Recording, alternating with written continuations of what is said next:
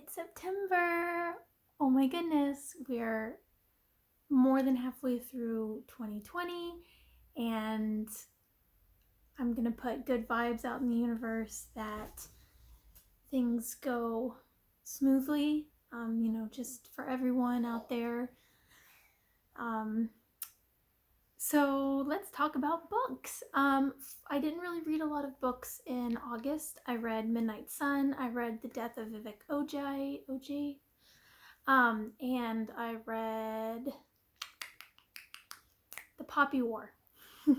um, so I did read 3 books in August. I am pretty proud of myself given that I don't really have a lot of time to just kind of sit down and read now that I have a daughter. But it has been really great. I am very happy that I am still able to read while I can. I know that most people, don't really have time, and so, I count myself very lucky that I do have time to read. I will be starting school in a few weeks, so I will probably eat my words by the time that starts. But anyway, things are good. Like I said, it's September. I have some new books that I plan to read. Currently, right now, I am on chapter 3 of What the Wind Knows by Amy Harmon, and I picked up a sample of this. I downloaded some sample of this onto my Kindle when I had heard so much about it going through the Bookstagram community. So I read it. I went to chapter 3 because that was, all that was really allowed for the sample I had bought. But it was amazing. So I immediately ran to my local bookshop and picked it up curbside. And, I haven't been able to read a lot of it since I picked it up last night, but I'm really excited to continue it. I've heard some really great things about it again circulating in the Bookstagram booktube community. So I'm excited to get started on it to see how it unravels, because I love Outlander. I'm a huge Outlander fan, and I've heard that this is similar. I believe that there are some time travel elements. I might have been possibly reading into it wrong, maybe a miss error or something, but nevertheless, I'm excited to read it. The next book I will be hoping to read September is the very popular From Blood and Ash by Jennifer L. Armentrout. I, once again, have heard amazing things about this book from the Bookstagram community and the BookTube community. It has recently gotten rave reviews. I know the sequel came out, I think today or yesterday it came out, and people are flocking to get a copy of it based on how amazing this book has been. I've heard wonderful things about it. So, of course, being the influential person I am, I immediately grab whatever all of my fellow followers are reading. So I got this, and I'm really excited to read it. It kind of reminds me of, honestly, it seems like it seems like a really great book. I mean, the cover in itself is absolutely beautiful. A maiden, a duty, a kingdom, and it looks beautiful. And I, of course, buy books for the cover from time to time, and this was definitely one of them.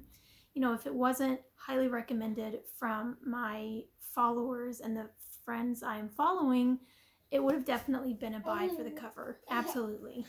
So the final book I hope to get through in August is September, is Night Circus by Erin Morgenstern. I have had this book on my shelf for a very long time.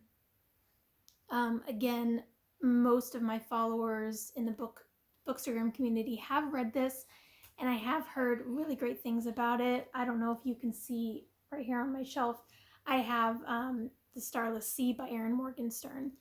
And again, I've heard great things about that too. So I'm hoping to get into this in September as well. So 3 books. I'm kind of giving myself, a little leeway with how far I go with each book depending.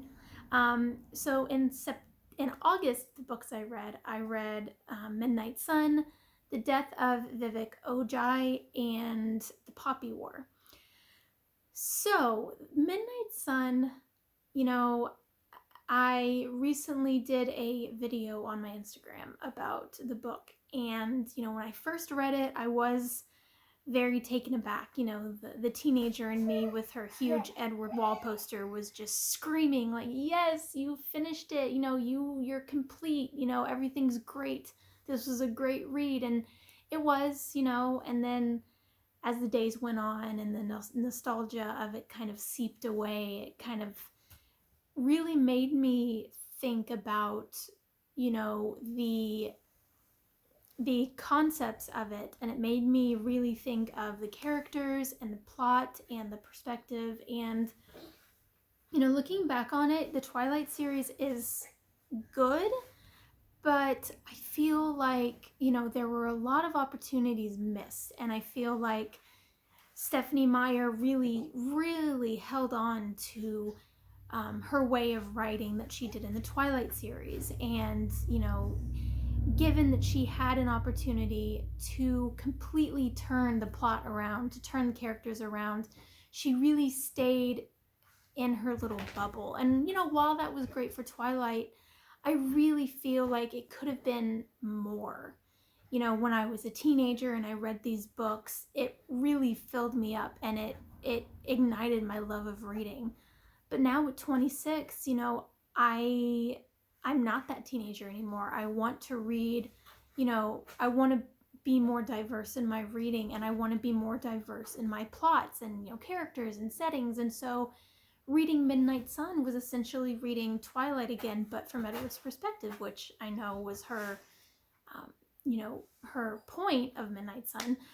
But, there was so much wrong with Midnight Sun. I mean, Edward's whiny inner monologue could have been traded for, the Collins backstories, Rosalie, Alice, Jasper, Emmett, Carlisle, Esme, more on Charlie, more on Jessica, more on Angela, more on Mike. I mean, but instead we're just continuously trapped in this bubble of Edward's pining over Bella, and Edward falling in love with Bella, and his obsessive, whiny inner monologue of, just needing to be with her. And it reaches a really terrifying level that, honestly, looking back on it, my teenage self, just didn't, grasp it. But now it's like, looking back on it, Edward is creepy, you guys. Yeah. He stalks her countless times. The one scene that really infuriated me was, she sits next to him for the first time in biology, and her scent is so overwhelming, you guys, that he contemplates a massacre of the classroom just to kind of, I mean, he goes into scenarios in his mind of, okay, if I kill these kids, then, I can't. It is insane. I mean, and, he talks about her body in ways that, she's wearing this really chunky sweater that doesn't hug her curves, how this sweater did. And then, he stalks her during the night, watches her sleep. He watches her read in her backyard from the trees by her house. And it's just, why doesn't Bella like me? Make Bella like me. And Alice, oh my God. I loved Alice in this book. This poor girl wants to be Bella's friend so badly, but Edward is so obsessed with her that he will not allow Alice to be friends with her. And that's so sad. I mean, yeah, you like Bella, you have an obsession about her, let's deal with that later. And let Alice meet Bella, let Alice be friends. And then we have Rosalie, who is just so infuriated with Edward that, why can't you just leave Bella alone? Because she knows that Edward's infatuation with Bella will automatically lead to, will inevitably lead to Bella's transforming to become a vampire, which Rosalie does not want, because Rosalie never had an opportunity to make the choice for herself to be a vampire or to stay human. And she hates Bella because she envies what Bella has. She envies Bella being human.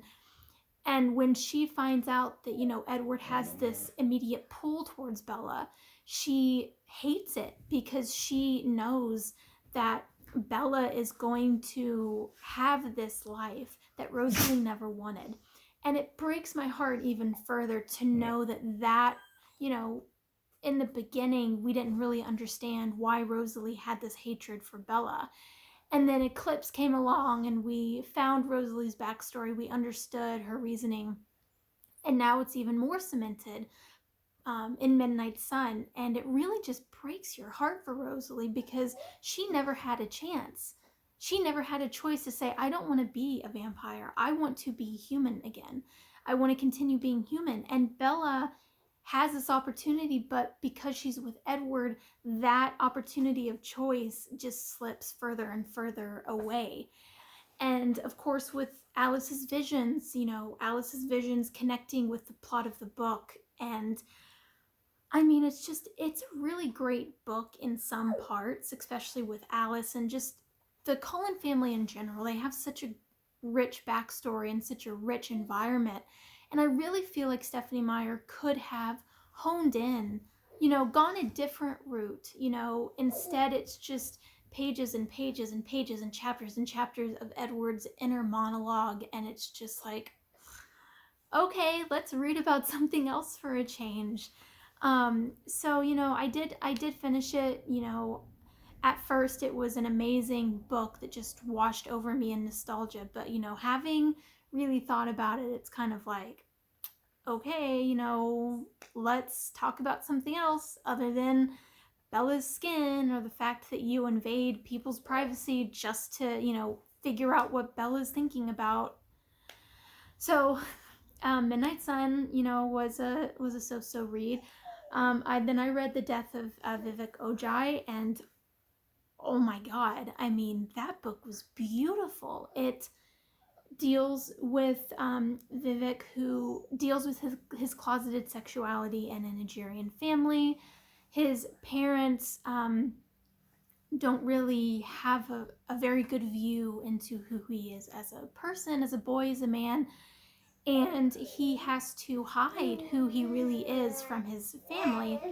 The only people that really know about his true identity are his cousins and some close friends of his. And it's a very sad, beautiful, heartbreaking story of this man who's trying to, be himself. And in the end, it kind of, but it does change perspectives, which I'm not really a big fan of sometimes, unless it really does well to flow with the plot of the story, which it does. I mean, this book flows beautifully, and all the perspectives, and you get the perspective of Vivek very briefly, but when you do, I mean, the picture it paints is so poetic and so visual, and you step in his shoes and you step in the shoes of a grieving mother and a grieving father, and all of these factors go into this one boy's life. And you don't know what happens to him. The story kind of takes place leading up to his death, and so you really get a sense of what is going on in the family, what is going on in Vivek, in Vivek's world, before this happens. And then when you finally get to that point where he dies, it's like everything just clicks like a puzzle piece, and it is the most heartbreakingly beautiful piece of literature I have read this year. I mean, when a book can just break your heart in the best way, I've always said, that is the sign of a great book. I mean, it stays with you. it has you thinking. I mean, I cried after this book. It's a beautiful book. So, I mean, and I'm also trying to branch more out into more diverse authors. So, having read this book, I mean, it's beautiful. You know, I really cannot say any more about this book. I mean, I can't get it from my shelf. It's kind of in a weird place, but it's beautiful. So read that book if you ever get a chance. I believe it is still on Book of the Month as a pick. So if you search it up, buy it because it is phenomenal. It is really well done. And so finally, the last book I read for August, I'm getting my months wrong. The last book I read for August was The Poppy War, which immediately gave me badass Mulan vibes. I mean, from the start, it was a really great book. It deals with Ren, who is a war orphan living with some family. She doesn't make any money with her job. I can't recall what her job is, but it's very minuscule.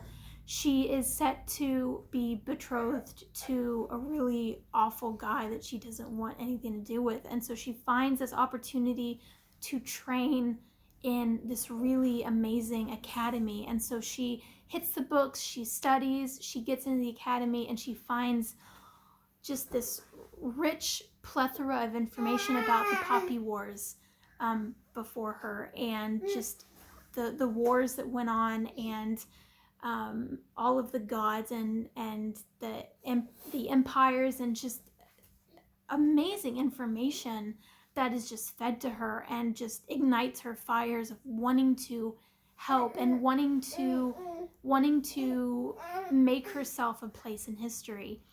And so we find out more about what happens, and it turns out that they want her to fight in this war, but she doesn't want to fight. She wants to defend it. So she does everything she can. She works alongside her friends. She meets new characters. And overall, it is a really great book. I mean, it is so action-packed, and it's so thrilling, and it's so amazing to see that this girl is just putting herself right in the middle of history, and she wants to break the barriers, and she wants to break down these walls, and she wants to do something about it. And it's a really great book. I found out it has two books that follow the sequel and the last book, and of course I don't have them, but I want to own them. So those were my August books, and I absolutely loved them. They were amazing. So those are my August reads, and these were my September reads. So I'm hoping to get going with them pretty soon. Before I hop off here, I wanted to let you guys know my husband told me about this website called bookshop.org, and with every book that you buy from them, they take the profits and the percentages and they donate them they give them to local bookstores. You know, you can choose to have the bookstores in your area, or you can, have it go to any bookstore anywhere in the world. And it gives to local bookstores to make sure that they stay open, because independent local bookstores are really hurting right now because Amazon is just awful with books. I don't buy books from Amazon anymore. I don't agree with what is going on with Amazon. So I will be buying from bookshop.org because I know that they are really fighting to keep local bookstores open and to help them get what they need to stay open, because local bookstores are our best chance. And shop local, you guys. It's amazing, and it really makes you feel like you're helping in a lot of ways, other than giving money to these corporations who just don't really give back. So bookshop.org is doing that currently. They have been serving over 1 million local bookshops right now as we speak. The numbers keep rising about how like I said, they've donated over $1 million to local bookstores around the world. So it's a really, really great, it's a really great thing to do. So if you can, choose to shop local. And I hope you guys have a great September. And yeah, bookshop.org. And I hope you guys have a great day. Keep reading, keep being amazing, and let's make the world a better place by reading. Bye, everybody.